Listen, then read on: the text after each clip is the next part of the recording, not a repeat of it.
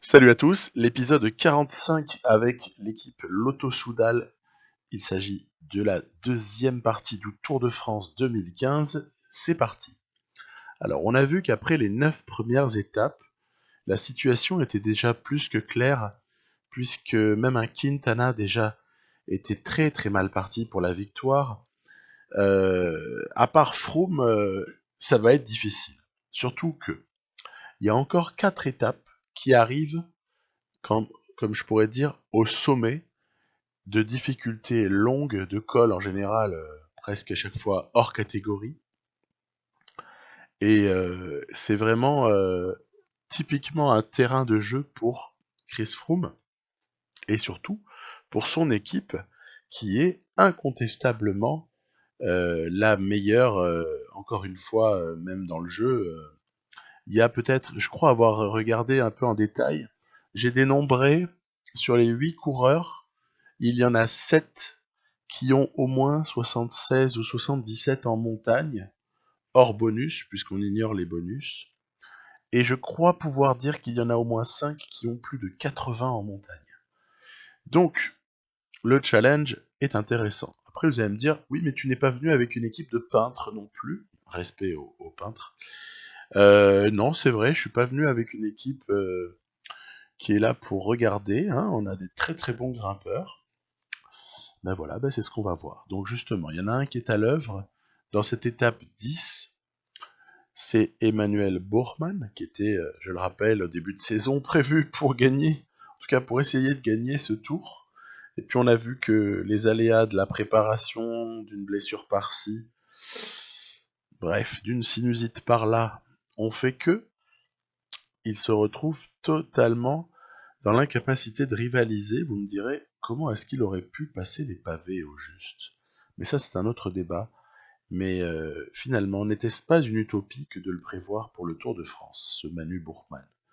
Bref, tout cela, de toute façon, c'est de la fiction, puisque notre leader, c'est Tish Benoît, et nous cherchons à l'emmener le mieux possible, à l'aide de Bourgman, à l'aide de Mézec, et avec un Tim Wellens dans la roue, qui est, entre guillemets, le dernier lieutenant de Tish Benoît lorsqu'il s'agit des étapes soit de montagne, soit de type vallonné. On voit que le pauvre Wellens lâche la roue de Froome, mais Tish Benoît s'est accroché.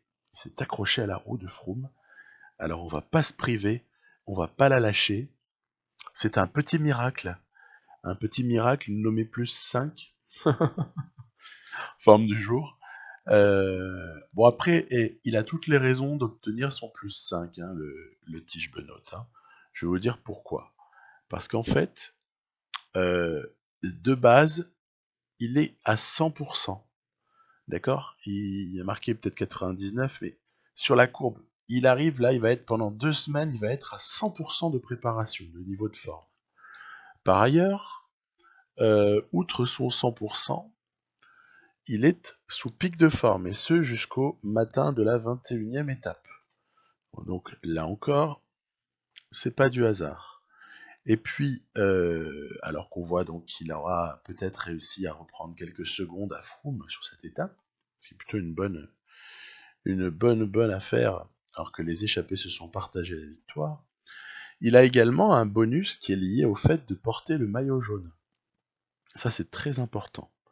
Et puis, on verra sur la toute fin, je ne les ai pas joué encore les étapes, hein, mais on verra sur la toute fin qu'il y a également, à chaque fois, bonus lié également affreuse que je vous ai signalé précisément dans l'épisode précédent. Donc voilà, hein, il n'y a pas de mystère, tout se paye. Bon, bah alors tant qu'à avoir payé les effets négatifs, eh ben on va quand même essayer d'en avoir aussi les effets positifs.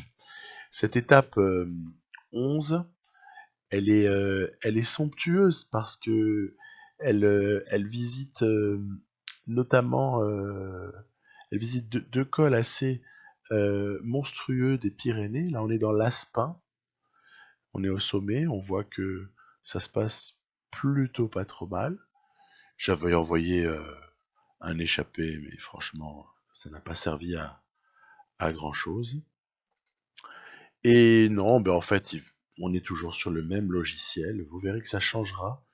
On est sur le même logiciel sur cette étape 11, hein. C'est que dans le Tourmalet, on fait rouler Bourgman avec pour ambition d'essayer d'éliminer peut-être quelques équipiers de Froome, hein. C'est toujours ça mon ambition, parce que je considère qu'il est tellement fort que si en plus il a tous ses équipiers que dont je vous parlais tout à l'heure, c'est injouable. C'est injouable. Donc, tactique numéro 1, c'est tu élimines les équipiers. Puis ensuite, on verra bien en cause. Voilà. Ensuite, on essaiera de discuter. Mais discute pas avec les équipiers. Donc, Benoît, avec quand même le valeureux Wellens dans sa roue. Hein. Mais bon, on est à bloc de chez bloc là. Hein. Réussi à passer en tête du Tourmalet. Idéalement, j'avais envie d'échapper quelqu'un dans la descente. Vous voyez que c'est ce que je fais tout de même hein, avec Tim Wellens. Et ben pourquoi je fais ça? Déjà parce que je me dis qu'il y a peut-être quelque chose à ramasser. Mais surtout, comme Froome est tout seul, ben, j'ai envie de faire travailler Froome parce que ça l'énerve de voir Wellens. Comme il n'a pas beaucoup de retard, enfin, il commence à en avoir quand même. Au général, Froome il laisse pas partir. Du coup, bon là il y a un équipier qui est rentré, mais toujours pareil. Si je veux énerver Froome, j'envoie du Wellens, j'envoie quelqu'un qui est un peu dangereux au général, et là tout de suite ça peut éventuellement réagir. On verra d'ailleurs que même quand on envoie quelqu'un qui ne représente pas forcément une menace, ça peut réagir quand même. C'est intéressant à noter. Toujours est-il que dans la dernière ascension, c'est l'ascension en direction de Cauterets, il y a évidemment un moment où ça commence à attaquer. Vous en doutez bien. De toute façon, ils vont pas rester là les bras croisés, les gars. Et Benoît n'est pas mal hein, en cette fin de course. On peut dire que la stratégie globale au cours de l'étape a été plutôt efficace parce que Tige Benoît se retrouve vraiment pas mal à tel point, vous voyez que c'est comme Icar, c'est comme Icar. Hein. Je me vois trop près du soleil avec ce maillot jaune. J'essaye d'attaquer. C'est une stupidité sans nom parce que si j'étais resté sage, je pense que j'aurais pu accélérer, mais à la toute fin, là où ça fait très mal. Alors que là, vous voyez, je suis bloqué. Ah là là là là là là. J'avais, je pense, la possibilité d'aller chercher cette étape-là, mais je me suis fait bloquer, je crois, par Chavez. Et puis après, il y a le départ de Yates, et puis voilà quoi. Bon, bref. Donc, il y avait mieux à faire sur cette étape-là. De toute façon, ces profils-là, du type étape 11, pour passer un col, même hors catégorie, qui n'est pas le dernier col du jour, pour ensuite jouer leur chance. Alors si ça termine par une descente, c'est encore plus rigolo. Cela va sans dire. Donc, on va se diriger vers l'étape suivante en voyant qu'on a encore réussi à glaner un petit peu de temps, ce qui est quand même toujours une bonne nouvelle. Honnêtement, si on m'avait dit sur les étapes 10 et 11, tu vas récupérer du temps sur Chris Froome, j'aurais pas signé des deux mains, j'aurais aussi signé des deux mains et des quatre pieds. Donc, on arrive à l'étape 12. Aïe. Alors celle-là, c'est honnêtement, je crois que je la crains davantage que l'Alpe d'Huez. C'est pour vous dire. Je la crains davantage que l'étape 20 là, qui arrive à l'Alpe d'Huez. Pourquoi? Tout simplement parce que ce plateau de Bay là, il me fait peur. Mais comme c'est pas possible, j'ai vraiment peur que ça craque. Que ça craque total. Donc j'ai envoyé le jeune Mézec en échappée, puisqu'il dispose d'une petite vingtaine de minutes de retard au général. Du coup, je me dis, allez, ça va, quoi. Tu l'envoies et on voit bien ce que ça donne. Alors, ce que ça donne, c'est que ça va faire un peu le yo-yo. Il y aura jusqu'à 11 à 12 minutes d'avance à un moment donné pour l'échapper. Vous voyez là, par exemple, typiquement une scène d'arrivée au sommet. Scène d'arrivée au sommet où tout le monde se met à sprinter. Et ça nous épuise. Je ne le dirai jamais assez. On m'épuise mes coureurs avec des trucs qui valent des clopinettes. Pourquoi je dis ça? C'est parce que les points en jeu sont pas du tout importants. Et ça sprint comme c'est pas possible, alors qu'avec un effort, même intense, mais sans sprinter, sans attaquer si vous préférez, parce que ça se ressemble un petit peu, en fait on pourrait s'économiser. Alors vous allez me dire, ouais, tu t'en fous, tu récupères dans la descente. Oui, mais la barre verte, vous la récupérez jamais. La barre d'endurance. Et c'est la plus importante pour votre coureur. Donc tous les efforts se payent.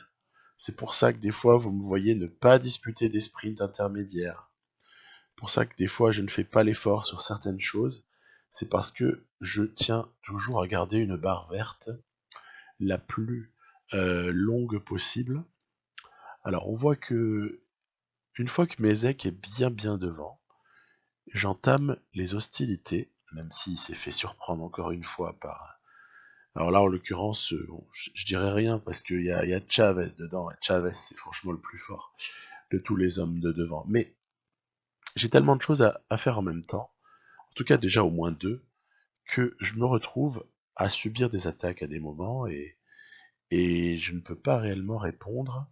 Et vous savez très bien que si vous essayez de revenir sur une attaque, vous consommez parfois plus que si vous contre-attaquez sur un coureur qui n'a pas des caractéristiques, on va dire, trop éloignées des vôtres. J'espère que j'ai été clair, que je me suis exprimé correctement.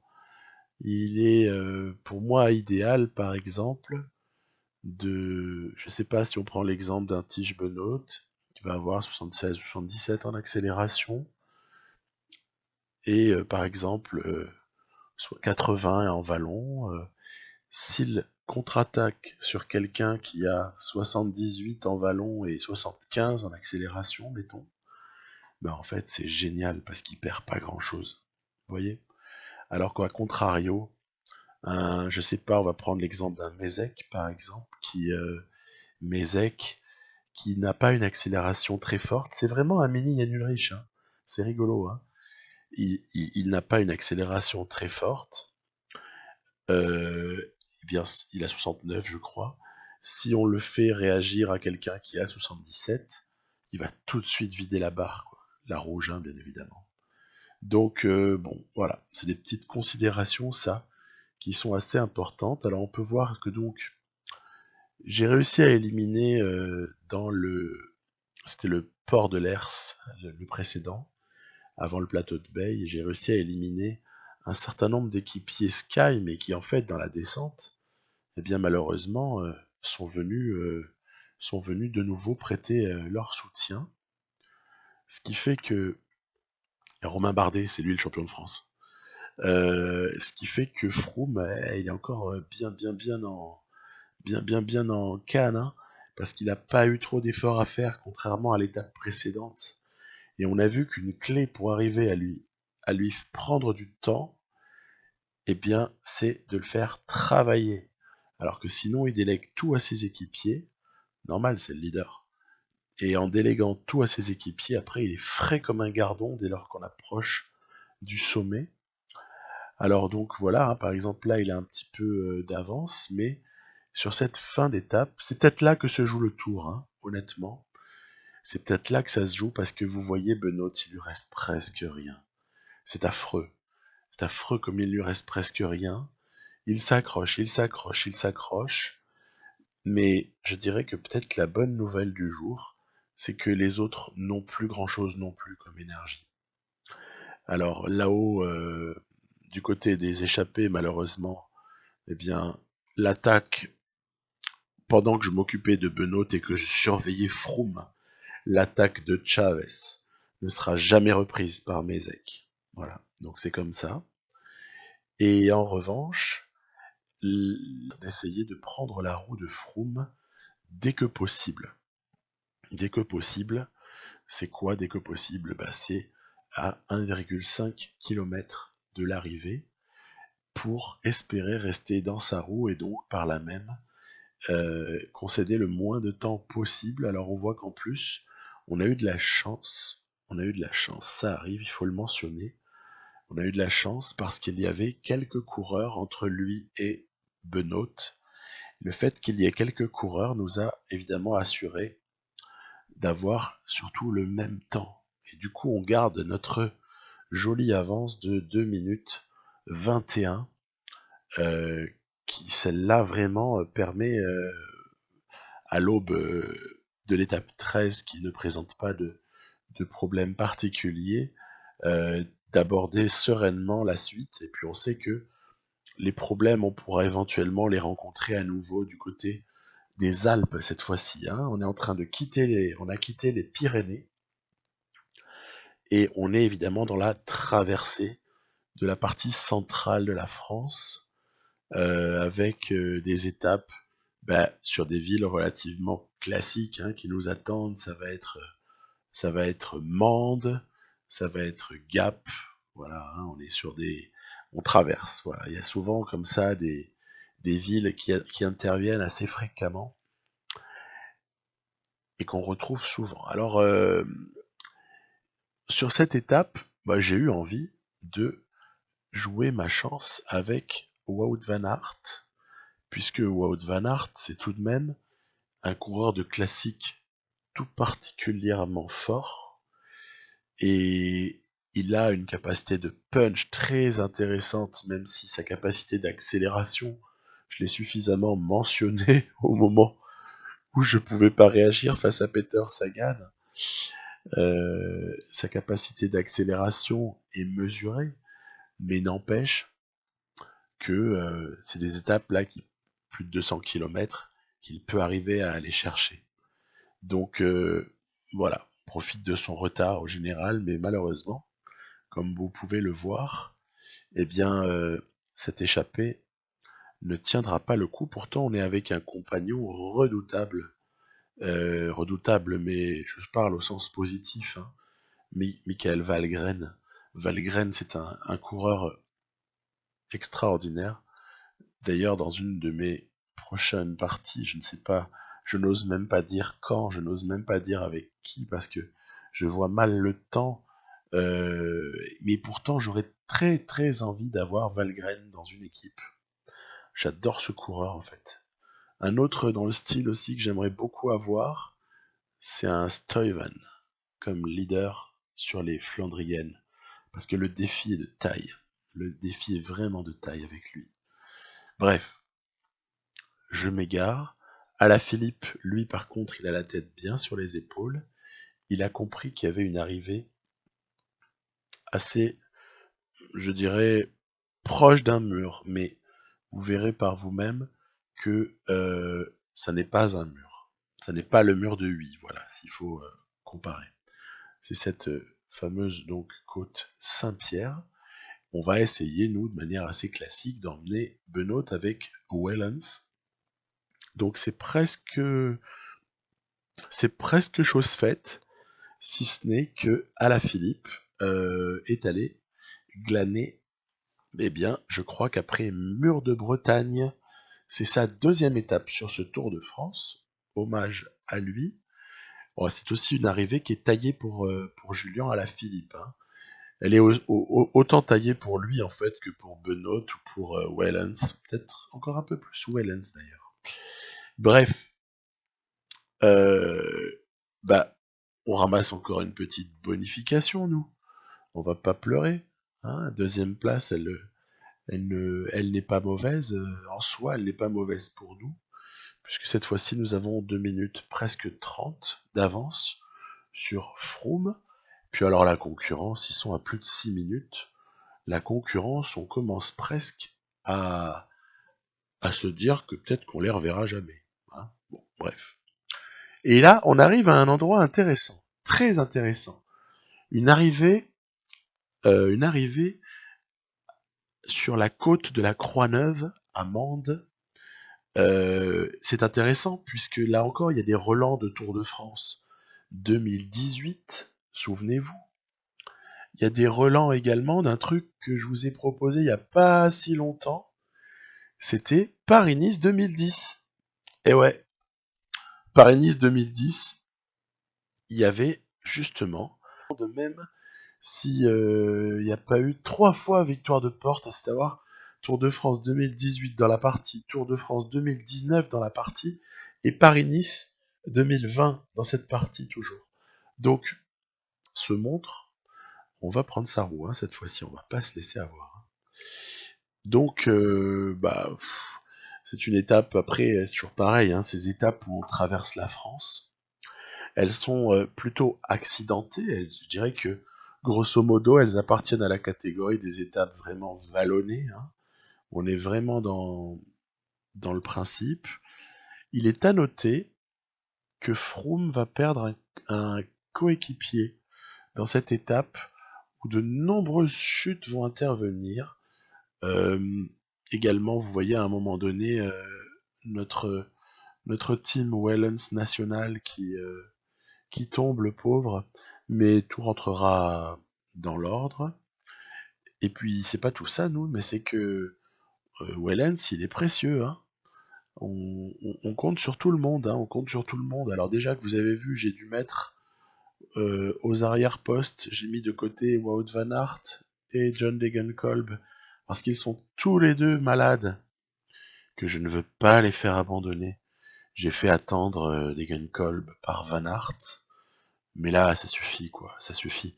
Puis je commence à avoir peur des délais, en fait.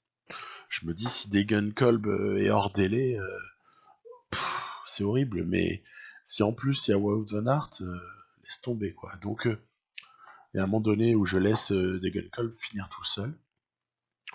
Bon, ils arriveront dans les délais, hein, mais j'ai un peu stressé pour ça, en fait, sur cette étape, j'avais un peu peur. Bref, du coup, on peut pas compter sur Wout van Aert pour lancer notre petit scénario de mur, quoi, hein, je dirais. Mais de toute façon, la côte de la Croix-Neuve, c'est plus qu'un mur. C'est bien plus long que le mur de Huy, par exemple. Donc, je vais, vu les forts pourcentages, j'arrive maintenant à la conviction que dans PCM, sur ce type de fort pourcentage pourtant estampillé vallon, les montagnards sont particulièrement bien, je dirais, évalués par le jeu pour ce qui est de performer. Donc on va essayer d'emmener Wellens avec Benoît dans la roue, mais avec Manu Bourman. Bah oui, il est là, on va l'utiliser quand même. Et puis là, vous voyez, on va faire une très très grosse différence dans un premier temps. Très très grosse différence faite par l'accélération de Wellens, puisqu'on va prendre plus d'une trentaine de secondes, en tout cas c'est ce que nous affiche en bas les petites indications, mais je me méfie toujours. Je me méfie toujours de ce qui est indiqué, parce qu'on nous dit 30 secondes, mais si ça se trouve, ça va recoller, et puis voilà, puis on aura un gain qui sera neutre, quoi. Donc, sprint, sprint, sprint. On la laisse à Benoît. C'est pas que je veuille pas la donner à Wellens, mais c'est qu'il y a quand même une petite histoire de bonification. Là, on est à un stade où peut-être que ça se jouera à la seconde près, hein. Bref, vous avez vu, j'ai fait célébrer à Wellens la victoire de Benoît. En fait, c'est une victoire à tous les deux, c'est sympa. Donc, bon, ce qui m'interpelle vraiment là sur ce cas, c'est combien de temps est-ce qu'on a réussi à gagner. Voilà, ça c'est essentiel. Je vous avoue que je n'aurais rien contre un gain de temps substantiel. Donc il ne sera pas grand, hein. Vous avez vu comme c'est pas loin, finalement ils sont revenus comme des fous dans la descente là. On sait que l'arrivée elle est 1 km après le sommet. J'étais pas surpris, je le savais aussi, mais bon, voilà, c'est comme ça. Oui, ben on a quand même une grosse satisfaction. On a quand même une grosse satisfaction. C'est qu'on a entre la bonification et le temps qui a été comptabilisé, on a réussi à récupéré d'une trentaine de secondes, même un petit peu plus. Donc cette fois-ci, on a relégué Chris Froome à 3,02, ce qui est pas trop mal. Quintana à 6,40. C'est pas mal quand même, hein. C'est pas mal du tout. Alors, c'est pas dans l'étape 15 que ce type d'écart va se réduire, hein. Alors là, loin s'en faut. C'est même plutôt une étape sur laquelle on attend un statu quo au classement général, et je profite du plus 5 qui est offert à Wout van Aert, vraiment en forme formidable, hein, sur ce Tour de France. J'ai bien fait de l'emmener. Il est vraiment précieux. On sait que l'année d'avant, il avait été hyper précieux aussi. J'ai envie qu'il soit récompensé. J'ai envie qu'il soit récompensé par une victoire d'étape. On a tenté notre chance à l'étape 13 et j'adorerais pouvoir gagner cette étape-là, donc en prenant un petit peu du champ avec l'échappée, puis en essayant de semer, comme c'est le cas, les camarades d'échappée. Et donc, Wout van Aert va s'échapper. Il va s'échapper, mais de quoi est-ce que je vais m'apercevoir? C'est qu'on est un peu trop loin de l'arrivée. Ouais, on est à plus de 40 km. 40 km où il va y avoir au moins 32 plats, hein, avec un peloton aux fesses. Ouais, il vaut mieux attendre. Il vaut mieux attendre. Surtout qu'on a retrouvé notre compagnon de l'échappée de l'étape 13, Valgren. Il est là, et puis en plus, on n'est pas tout seul. On voit que Valgren essaie de se faire la malle, mais c'est plutôt positif. C'est positif, pourquoi? Parce qu'il y a Turgis qui continue à rouler. Nous, on a récupéré énormément de barres. Et puis Valgren est en train de se crever. Donc, j'ai envie de dire, il aurait été bien mieux joué de la part de Valgren de ne surtout pas attaquer et de laisser à la limite son compagnon de la même équipe attaquer. Parce qu'à ce moment-là, il aurait juste eu à nous suivre sans jamais se consommer et il nous aurait cueillis à l'arrivée. En tout cas, ça aurait été la tactique que j'aurais appliquée si j'avais été les Astana. Évidemment, je vais prendre la route Valgren, qui est un coureur généreux, qui est quelqu'un qui a du panache. Et on sait que le panache en cyclisme n'est pas toujours rémunérateur. En l'occurrence, bon, elle n'est pas volée non plus, hein. Elle n'est pas volée, hein. Mais parce qu'il faut se la coltiner, l'échapper, pardon. Donc elle n'est pas du tout volée par Van Aert, mais sur la toute fin, on va dire qu'il est plus malin, quoi. Voilà, point. Donc, ensuite, c'est Gaviria, tiens, comme c'est surprenant, qui va s'adjuger le sprint du peloton. Au passage, on lui a damé le pion, puisqu'on a réussi à glaner une étape qui, je pense, aurait totalement été gagnée par Gaviria au sprint si le peloton avait réussi à reprendre les échappées. Qu'est-ce qui a fait que l'échappée a fonctionné? Quelque chose, parce que j'essaie quand même d'écourter un peu mes résumés, parce que sinon, c'est pas 30 minutes que ça ferait, c'est 60. Et il faut pas qu'on dépasse un certain seuil, je pense. Et donc, qu'est-ce qui a fait marcher cette échappée, fonctionner? C'est tout simplement le fait que il y a eu des chutes, il y a eu plusieurs fois des chutes dans le peloton, il y a eu des équipes qui se sont retrouvées sans équipier pour faire rouler. Ça a permis de prendre une avance au-delà des 5 minutes, encore jusqu'à une vingtaine de kilomètres de l'arrivée. Et voilà. Donc, la suite, on la connaît. Alors, comment est-ce qu'on va gérer cette fin de Tour de France? Je dirais qu'il y a essentiellement deux étapes, comme je l'avais déjà mentionné précédemment, 19 et 20, qui peuvent vraiment faire peur. La 16, 17, 18, ça va. Franchement, ça se gère. Ça se gère sans problème. Donc tout ce qu'il faudra réussir à faire, c'est concéder le moins de temps possible sur la 19, sur la 20. Vous pouvez compter sur moi pour faire intervenir les équipiers et pour essayer d'écrémer les Sky, puisque ce sont nos adversaires. À très très bientôt pour la suite. Bye bye.